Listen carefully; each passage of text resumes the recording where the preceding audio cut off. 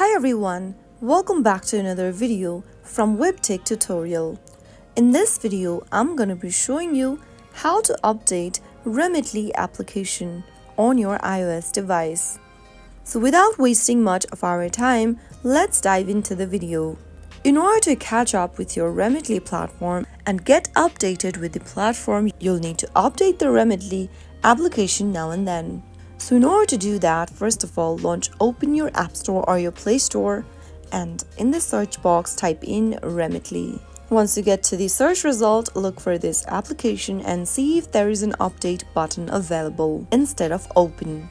If you see an update button, simply tap on the update button to get the latest release for Remitly application on your mobile device. If there is an open button popping up, it means you already have installed the latest version and you are good to go. So that was the easy and a quick way in order to check how to update your Remitly application.